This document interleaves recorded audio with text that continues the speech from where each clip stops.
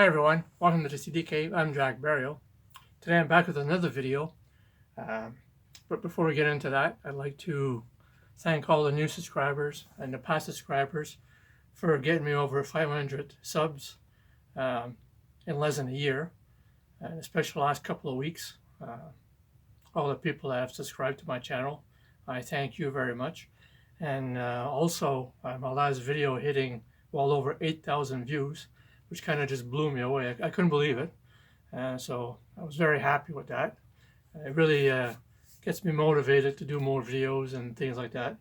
So if there's any kind of videos you'd like to see or something, write it down in the comments and let me know. Maybe we can work on some ideas and things like that. If you're new to my channel, don't forget to hit that subscribe button, leave those comments. I've had lots of comments and I really enjoy reading them, and I thank you all for that.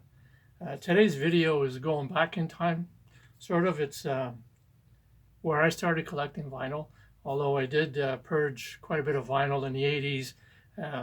When the CDs came out, I started collecting CDs, and I got rid of a lot of vinyl.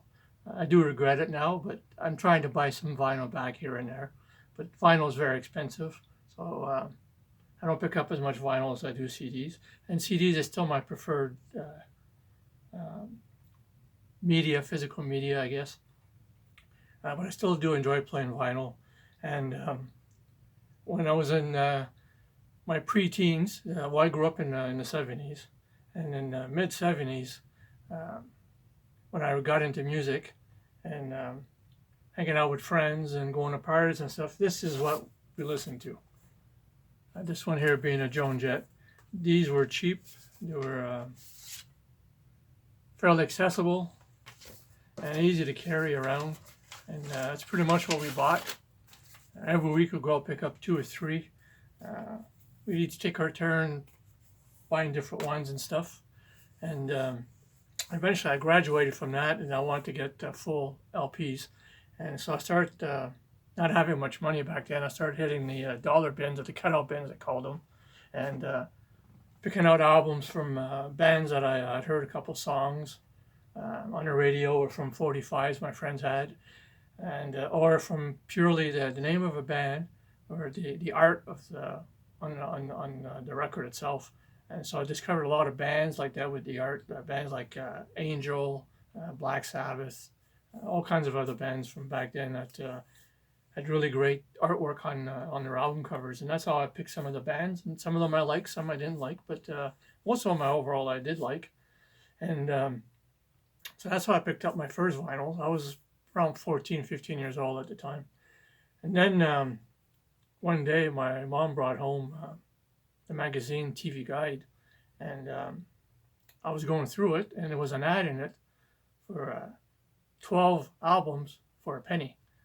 And man, did I jump on that. It didn't take me long to pick 12 albums, and all you had to do is buy, I think it was 6 or 7 of them at regular price in the next 2 or 3 years or something. And so there I picked my 12 right off the bat, and then my mom had to sign for me because I was too young. And I still own those today. I never got rid of them, and that's what I'll be showing you today in this video. And so it's all vinyl, of course. And I still listen to them today. Most of them I listen to on CD now. But I remember the day that I came home from school, and we lived in an apartment building, and right there sitting in the hallway in front of our door was this brown package. And right there I knew it because the shape of it. I knew it was on my records. First thing I did is rip that cardboard open, and I got the rocking chair close to the stereo, put my headphones on, and started playing the records. And of course the first one I played is the first one I'm going to show. So I hope you enjoy the video. The first one is, this is my very first one from Columbia House Records.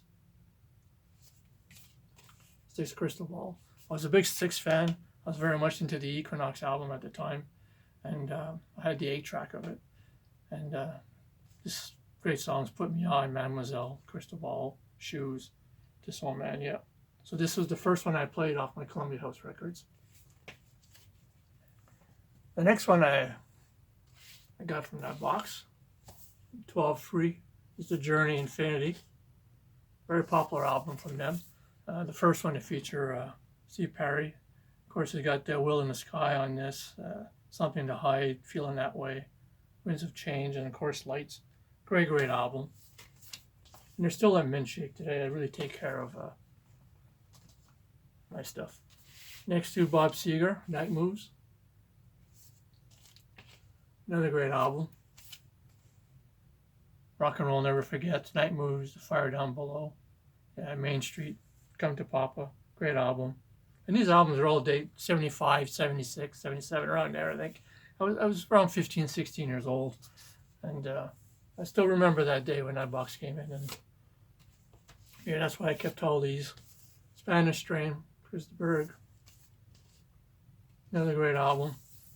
The title track, Lonely Sky. Patricia the Stripper, Spaceman Came Traveling. Another great album. Actually, I think they did sell 8 tracks too. You were able to pick up 8 tracks, if some of you remember 8 tracks. And I picked up a couple from Supertramp, Crime of the Century. One of my favorite albums of all time. School, Bloody Well Right, Dreamer, Rudy, Everyone's Listening. Yeah. Supertramp.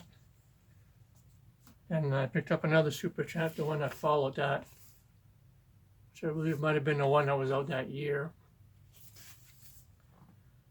And this one I really enjoy. It's a very underrated one. Easy Does It, Sister Moonshine, Another Man's Woman, Lady. Another great album. Crisis. Take a little break there, get a drink. Okay, keeping on. Of course, Band on the Run. These were all top albums at the time, right? So this one was popular, really popular. And let's do another great album. Yeah, Band on the Run, Jed, Bluebird, Let Me Roll It. Yeah, Hell on Wheels. Fantastic stuff. Great album cover too. And music was good back then, just by these artists alone. Of course, Fly Like an Eagle, Steve Miller.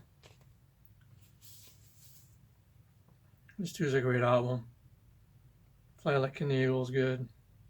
Take the Money and Run, Rockin' Me. Steve Miller. Next, probably my favorite from this band, Aerosmith, Draw the Line. Title track is great. Critical Mass, Kings and Queens, Sight for Sore Eyes. Yeah, I love the artwork on this too. Great album. Of course, an album that is probably, besides the Styx album, that's probably played the most in my life. At least one of them anyways. It's Boston. I think this was an album that came out the year that I got the Columbia House Records. And all the songs on here are great. And this album played over the years. And still one I really enjoy listening to these days. Plays still a lot. And I never got sick of it. As well as this one too, Left Overture by Kansas. Great band. Carry On a Wayward Son, The Wall, What's on My Mind, Miracle Out of Nowhere, Questions of My Childhood, Cheyenne Anthem. Great stuff. Yeah. Although Carry On was probably one of those overplayed songs, but it's one of the songs I never got sick of. Of course, this one too, a classic. Bat Out of Hell. This too was all over the radio back then. Great album. Title track is awesome. Of course, Paradise by the Dashboard Lights. Heaven Can Wait. Great artwork too. Just awesome stuff here. And then that was the ones I got for the enrollment, 12 for a penny. And then I had to buy so many afterwards. And this is the only one that I remember still owning. And it counted as 2 selection back then because it's a double record set, which was the California Jam 2. I don't listen to this one as much anymore. I don't have the CD for this one, but still something to have. And I've seen this concert quite a few times. They used to air it on TV, late night TV, pretty often. And it's quite something to see. I mean, you got Frank Marino and Rush on this. Um, Aerosmith was on here, Ted Nugent, Dave Mason, Santana. Yeah, great stuff. California Jam too. So that's my introduction to how I started my record collection back then, in the mid 70s, going through what was known as Columbia House back then. They did have one after called BMG CD Club or something, but it just wasn't the same as my first initiation into collecting vinyl records. So I hope you enjoyed the video, and thanks again to everyone who's been supporting me, and I really appreciate it. And until next time, take care of yourselves.